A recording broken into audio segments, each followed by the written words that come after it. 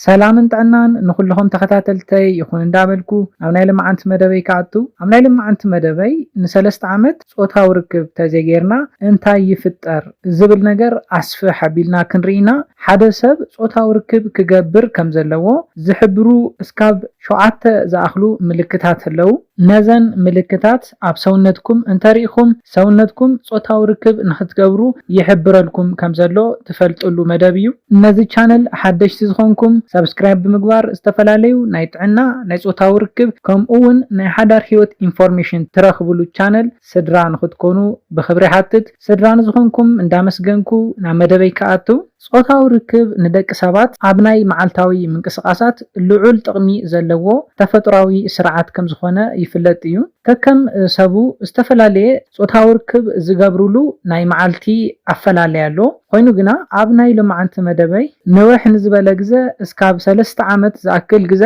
ጾታው ርክብ እንተዘይጌርና ኣብ ሰውነትና ዝራዩ ለውጥታት ኣለው ካብቶም ለውጥታት ተቀዳማይ ድቃስ ምስኣን እዩ ኣስተውዒልኩሞ እንተኾንኩም ጾታው ርክብ ዝገበርኩምሉ ምሸት ኣበይ ከም ዝሓደርኩም ዘይትፈልጡሉ ድቃስ ይወስደኩም እዩ ንጎውን ንውሕ ንዝበለ ግዜ ክትጸንሑ ትኽእሉ ኢኹም ጾታው ርክብ ኣብ ሰውነትኩም ኦክሲቶሲን ዝበሃል ሆርሞን ንኽፍልፈል ብምግባር ዝሓሸ ድቃስ ንኽትደቅሱ ይገብር እዩ ሓደ ሰብ ነዚ ሆርሞን ኣብ ዘይፈልፈለሉ እዋን እዚ ማለት ጾታው ርክብ ኣብ ዘይገበረሉ እዋን ምሸት ቀልጢፉ ድቃስ ዘይክወስዶ ይኽእል እዩ ስለዝኾነ ንውሕ ንዝበለ ግዜ ጾታው ርክብ ዘይገብር ሰብ ናይ ድቃስ ምዝባዕ ከጋጥሞ ይኽእል እዩ እቲ ካልኣይ ንሪኦ ምንዳድን ጭንቀትን ክህልወና ይገብር እዩ ጾታው ርክብ ብተደጋጋሚ ዘይገብሩ ሰባት ሓያል ወይ ከዓ ኣግሬሲቭ ዝኾነ ጸባይ ንክህልዎም ይገብር እዩ ተባኣስቲ ተጻረፍቲ ናይ ምዃን ዕድሎም ስፍሕ ዝበለ እዩ ዝኸውን ስለዝኾነ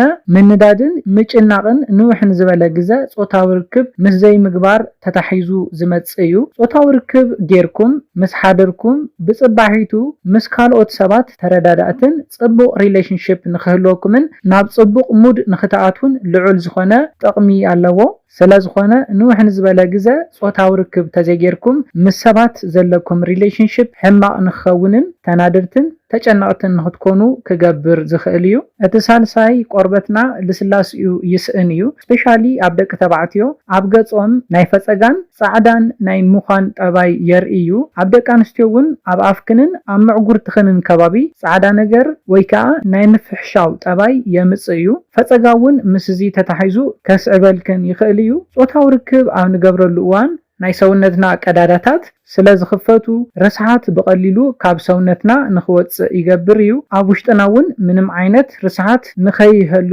ዝገብር እዩ ኣብቲ እዋን ገጽና ጽሩይ ናይ ምዃን ጠባይ የርኢ እዩ ጾታው ርክብ ከይገበርና ንውሕ ንዝበለ ግዜ እንተጸኒሕና ግና ኣብ ገጽና ንእሽተያት ጸለምቲ ስፖትን ናይ ቆርበት ከለር ናይ መሓዝ ጠባይ የርኢ እዩ እቲ ራብዓይ ማሕበራዊ ህይወትና ሰነፋት ንኽንከውን ይገብር እዩ ብተደጋጋሚ ጾታው ርክብ ዝገብሩ ሰባት ስፔሻሊ ደቂ ተባዕትዮ ምስ ጎረባብቲ ዘለዎም ሪሌሽንሺፕ ብጣዕሚ ጽቡቕ ዝበሃል እዩ ዝኸውን ምስ ጎረባብቲ ተጫወትን ተረዳዳእትን ንኾኑ ዝሕግዞም እዩ ኣብ ማሕበራዊ ህይወትኩም ተሳተፍቲ ንኽትኮኑ እውን ክገብረኩም ዝኽእል እዩ ጾታው ርክብ ዘይገብሩ ሰባት በአንጻሩ ብጠባዮም እውን አንጸርጸርቲ ስለዝኾኑ ብንእሽተይን ብዓውይን ኮረይቲ ስለዝኾኑ ምስ ጎረባብትን ምስ ዓርሶምን ሰላም ዘይብሎም ንኽኾኑ ይገብር እዩ እቲ ሓምሻይ ናይ ሰውነት ማቻ እዩ እዚ ነገር እዚ ካብ ሓደ ሰብ ናብ ሓደ ሰብ ወላኳ ኣፈላላይ ዘለዎ እንተኾነ ሓደ ደቂ ተባዕትዮ ናብ ሓዳር ከኣቱን ከለው ናይ ምሕማቕ ጠባይ የርእዮም ሓዲኦም ድማ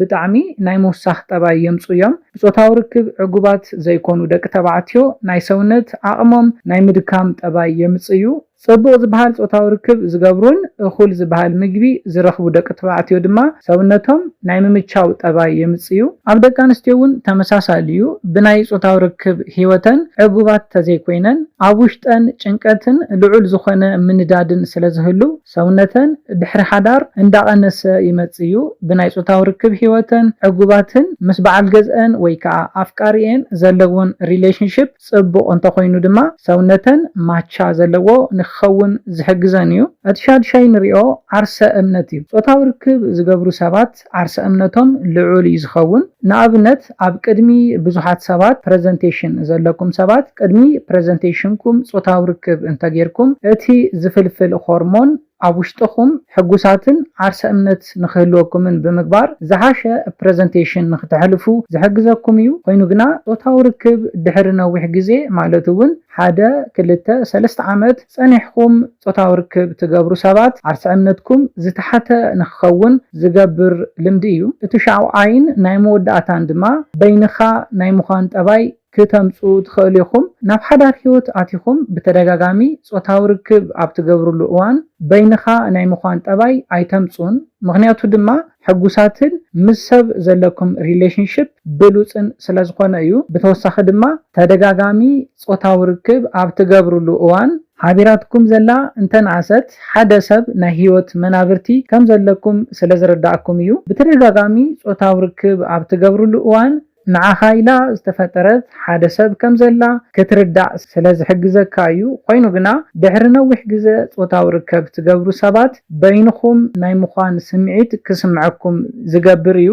ክነጠቃልሎም ከለና ኩሉ ሰብ ናይ በባዕሉ ዝኾነ ናይ ፆታዊ ርክብ ፕላን ክህልዎ ይኽእል እዩ። ኮይኑ ግና ኣነ ክሕብረልኩም ዝደሊ እንተንኣሰ ብሰሙን እስካብ 3 ግዜ ፆታዊ ርክብ ንክትገብሩ ክሕብረልኩም ይደሊ። ፆታዊ ርክብ ናይ ሓባራዊ ዕግበት ከም ዝኾነ ብምርዳእ ንሓባራዊ ዕግበትኩም ብሓባር ንክትሰርሑ እውን ክሕብረልኩም ይደሊ። ነዚ ኢለ ናይ ሎማዓንቲ መደበይ በዚ ክዛዝም ካብ ናይ ሎማዓንቲ መደበይ ዝኾነ ሓድሽ ነገር ከም ዝሓስኩም ተስፋ ይገብር። ሓሳብ ሪእቶን ተሃሊኩም ብኮሜንት ሴክሽን ሓሳባትኩም ግለጹለይ። መደብና ናብ ብዙሓት ሰባት ንክበፅሕ ላይክ ሼር ግበርዎ። ሰላምን ጥዕናን ንኩላትና ይቀኒየለይ።